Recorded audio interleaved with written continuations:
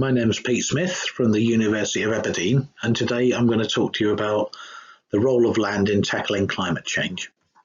So the first thing is that there are lots of traditional climate mitigation activities available in the agriculture and forestry sectors. Agriculture emits a large number of greenhouse gases, particularly nitrous oxide and methane, and they can be curtailed just like in any other sector. Emission reduction is possible in agriculture. And in forestry, the more trees you grow, the more you grow carbon stocks, so you can enact forestry carbon measures as well. So if we look at the potential for these traditional measures, you can see that the measures are listed here. So there's things like manure management and livestock management, which are reduce methane emissions, particularly from the manure, and enteric fermentation by livestock. Restoration of degraded lands and organic soils. There's better grazing land management, better cropland management, and better rice management.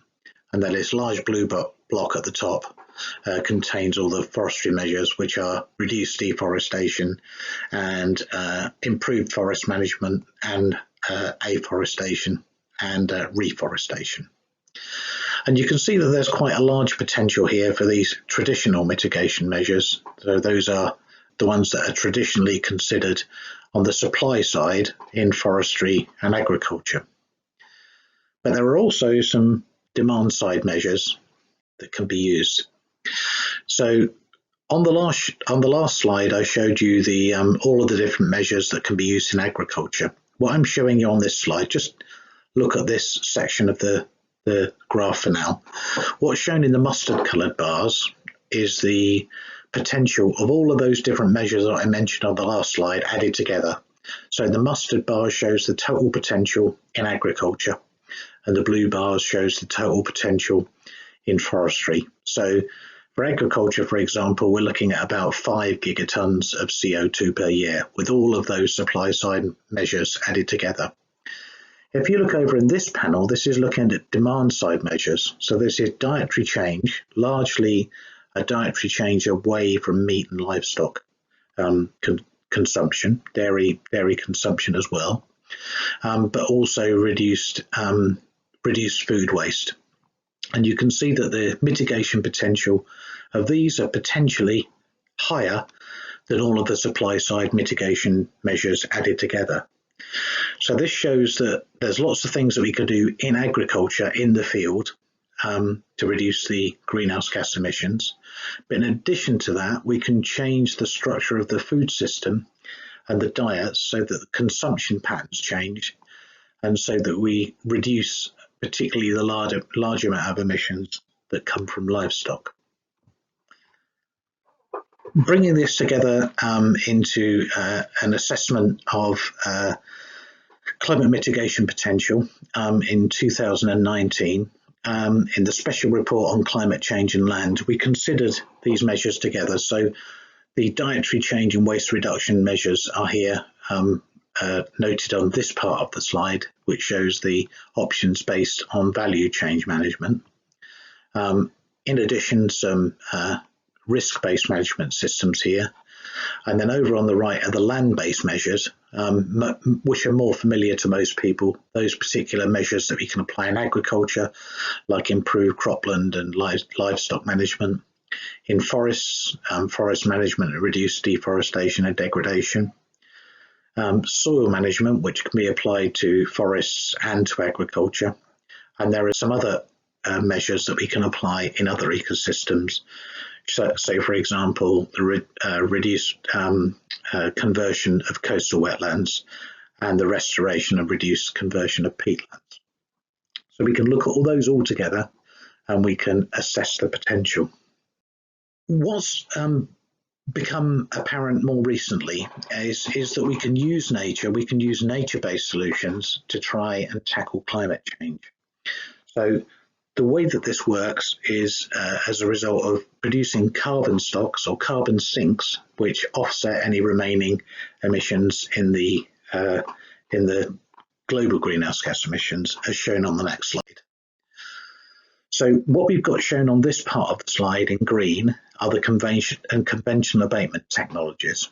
So these are the emissions that are continuing to go up. The business as usual emissions continue to go up and up. In order to be Paris compliant, to stick below a 2 degrees Celsius rise from pre-industrial times, these emissions need to fall very rapidly. And we can do some of this with conventional abatement technologies. That's things like using renewables in places of fossil fuels. But there's still some emitting technologies that are going to be in the mix at 2050, for example, from aviation and non-CO2 emissions from agriculture. They can be reduced a certain amount, but not entirely. So the idea that we can use negative emissions, net negative emissions, by creating carbon sinks, we can use these to offset the remaining emissions that are in the system out to 2100, 2050. So we do this by creating carbon sinks, some options that sequester carbon either in the vegetation or the soil, and they lock the carbon up away from the atmosphere where it's causing the climate change problem. So a number of these have been suggested, which I'll talk about in a bit more detail in a moment.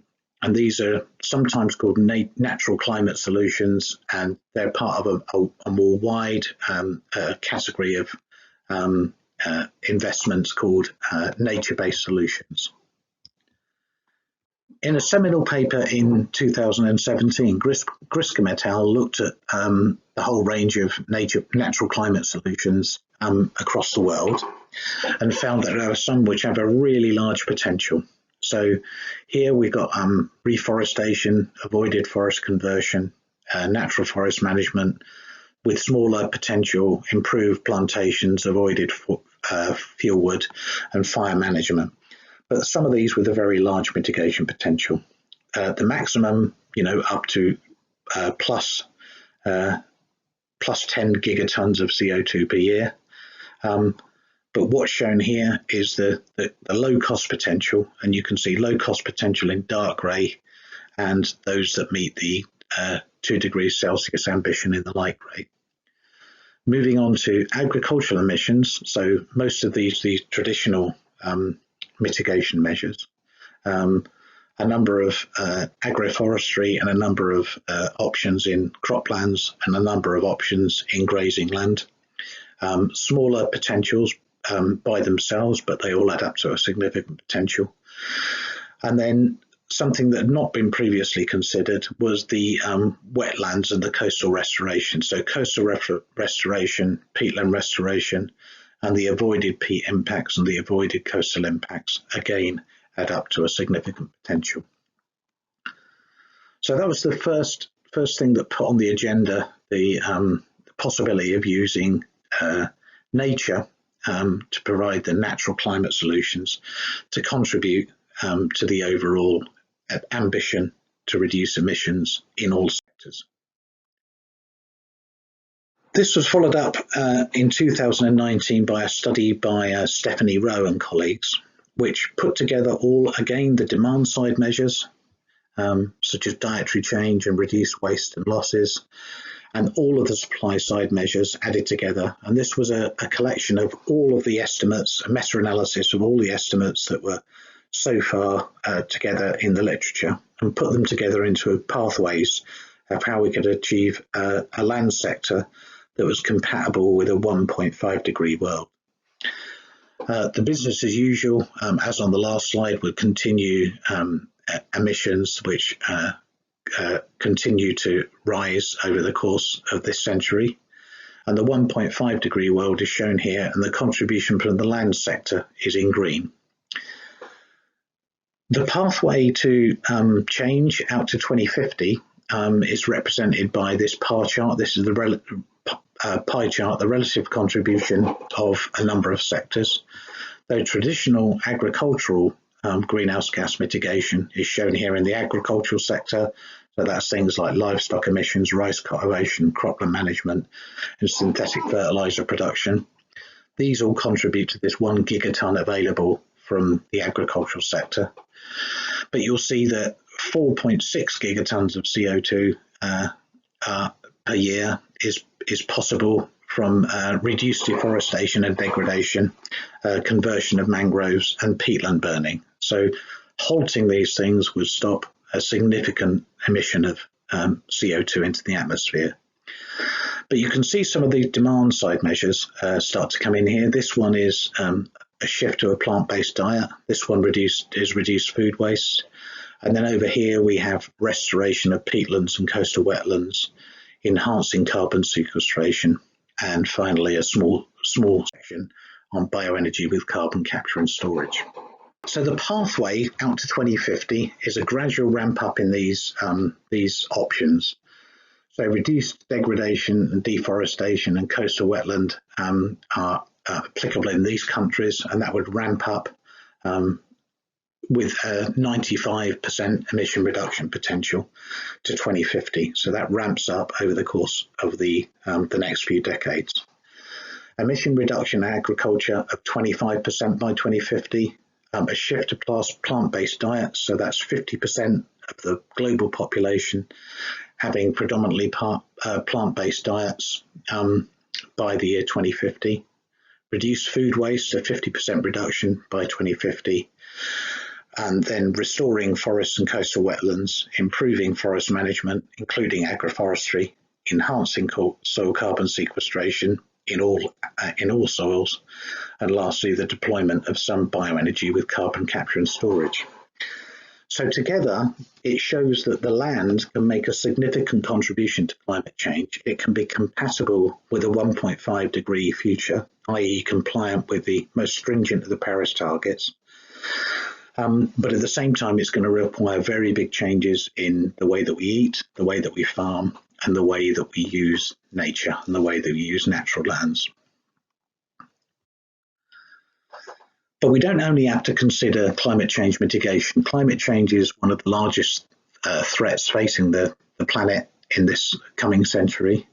But there are a bunch of others, and we need to consider that we have co-benefits for those climate actions across a number of sectors. Something that was considered in the special report on climate change and land was how the climate mitigation actions contribute to climate change adaptation, the combating of land degradation and desertification, and the delivery of food security.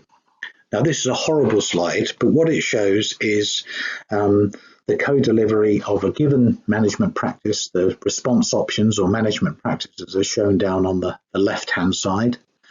And what's shown here is the mitigation options here, what it contributes to mitigation, what it contributes to adaptation, what it contributes to desertification, land degradation, and food security. And what you can see, where we try to assess the co-benefits and the trade-offs, we thought that we would end up with a big mishmash of blue showing positive effects and red showing negative effects. We thought it would be about equally balanced across the board between blue and red. But what we actually find is that many of these land-based options co-deliver to climate change mitigation and adaptation and combating desertification and land degradation and improve food security. So you can see that a number of this is mainly blue. The number of options across this are very dark blue, so that's showing a large co-benefit, and the lighter blue and the medium blue showing lower co-benefits, but co-benefits nevertheless. So those blue options are promising. So increasing the food productivity by sustainable intensification gives large benefits across the board, as do agroforestry, as does the increase in the soil organic matter content. And a number of demand side measures for which there are data, which also show no trade-offs, but largely co-benefits, of which there's data, there's co-benefits across all of those: food security, land degradation, adaptation and mitigation. So this gives us some confidence that we can make interventions in the land sector which are going to co-deliver to multiple stressors, multiple problems that are facing the way that we manage the planet. And we can further examine these in terms of their impact on ecosystem services. So this is just pulling out a few of the options that are used for greenhouse gas removal or creating carbon sinks. And what you can see here, we're using similar sorts of colours. So the blue is showing a positive impact and the red is showing a negative impact. And for the majority of them, they're showing co-benefits across a range of ecosystem services. So for example, this is habitat creation and maintenance, this is pollinators, this is regulation of climate, and you can go across and you can find co-benefits for a range of them. The one that's showing a few potential trade-offs, it's not surprising, is bioenergy with carbon capture and storage, which if implemented at very large scale would take up large amounts of land and would have a negative effect on biodiversity, would have a negative effect on food provision, would have a negative effect on water quality and water flow. But most of them show co-benefits for a vast majority of ecosystem services. So we have also have the Sustainable Development Goals, which we're trying to achieve collectively as a planet. So these, as you'll be aware, cover things like zero poverty, zero hunger, health and well-being, quality education, etc., etc. Here are the biodiversity ones: life below water, life on land. Number 6 and 7, water and energy respectively. Number 13 is climate action. So we can assess how each of the different land-based options, land-based mitigation options, contribute to these sustainable development goals, either positively or negatively. We assess these by first looking at a range of options. This is an example for afforestation and reforestation. Firstly, we defined the functions that afforestation, reforestation provide. So for example, there's carbon sequestration, there's the production of timber, there's the role in habitats for biodiversity, continuing around. So we've got 6 functions here. We then consider how those 6 functions contribute to the nature's contributions to people. That's a form of measuring ecosystem services. So we've got those 18 in nature's contributions to people listed around the circle. And for each of the functions that contribute to each of those nature's contributions to people, we've shown in a little green circle here the functions that apply to these particular ecosystem services. And then in the outer ring of the pizza, we have the Sustainable Development Goals 1 to 17, and we show which ecosystem services contribute to each of these Sustainable Development Goals. So we show mostly positive impacts on most nature's contribution to people, ecosystem services, and most Sustainable Development Goals.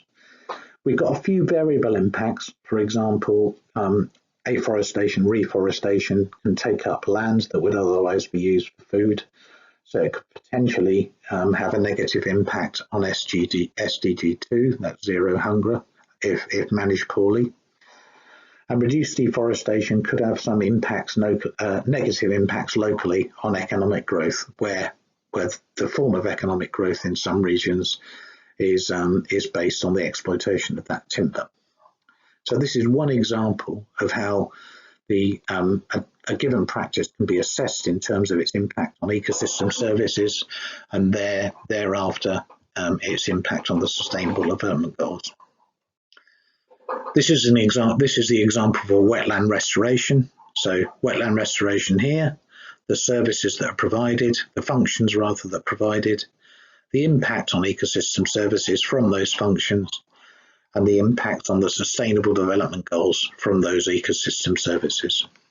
And you can see that for wetland restoration, there are mostly positive impacts, potential negative impacts on food and feed, where it competes for land, particularly in areas where the peatlands are used for food production, particularly Southeast Asia, and some tropical countries.